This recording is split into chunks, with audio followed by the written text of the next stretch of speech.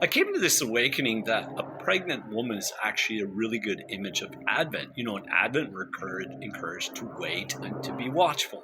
When a woman, let's say she's 8 months pregnant, she's waiting and she's watchful for her child to be born, and she knows that she's with child, and yet she's still waiting to see the child.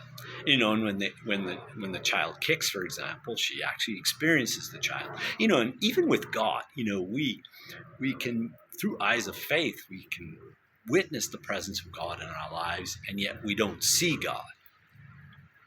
As we say, "Come, Lord Jesus," and yet it's really to awaken us to the presence of God in our lives, to know that we're not alone. Emmanuel, God with us. In the first reading, prior to this reading, Ahaz is asked for a sign, and ask for a sign that God is ultimately with you. And Ahaz, dismisses the opportunity, but God will take the initiative. Over and over again, we always trust that God takes the initiative. We know anytime there's a tragedy in the world, like what happened in Australia, or what happens, when war breaks out, or war continues, is that God will take the initiative to bring about peace, to bring about love, to bring about reconciliation. God is constantly taking the initiative. This is what we can hold on to. But God will take the initiative that a virgin will conceive and bear a son. This translation is a woman of a married age will bear a son.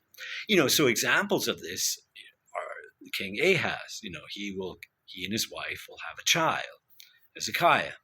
Now, also the prophet Isaiah, he and his wife will also have a child.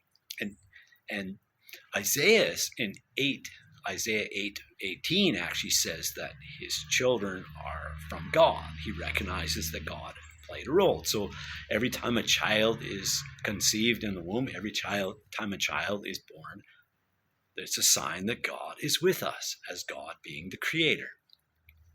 What a blessing that is. Now, in the gospel reading, Mary is in a pretty tough situation. She is with child. Now, that's a blessing for all of humanity that she said yes, and yet she knew that it was going to be messy, and yet part of her trust is knowing that God will work things out. God will take the initiative to make things well for Mary. And God does. Now, of course, Joseph, initially is going to dismiss Mary quietly. He's not going to make a public spectacle of Mary in her being unfaithful to him. He's going to do it quietly. So that's his first level of mercy. But then, if he went his way and Mary went her way, then eventually society is going to know that she's a single mom. And so that's not good. So God has to intervene. God has to take the initiative for Joseph to take Mary as his wife. And Joseph knows that it's not his child, but yet this child needs a connection to the line of David, and Joseph is that connection.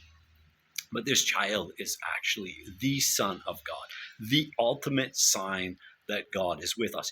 When we look to Jesus, we see perfect love. When we look to Jesus, we see compassion. When we look to Jesus, we see how quick he is to forgive. Truly, he has to be the Son of God, because no other human being has loved like Jesus, been compassionate like Jesus, and been so quick to forgive as Jesus. He has that ability to do these things as the Son of God. And then the ultimate is the resurrection. And so as we gather around the table, Lord, we are invited to give birth to Christ in our lives. In other words, to give birth to love. And so we ought to encourage each and every person, especially women who are 8 months pregnant, that they are reminders that God has not given up on the world. God continues to bring life to our world, and what a blessing it is so that we can bring life to others.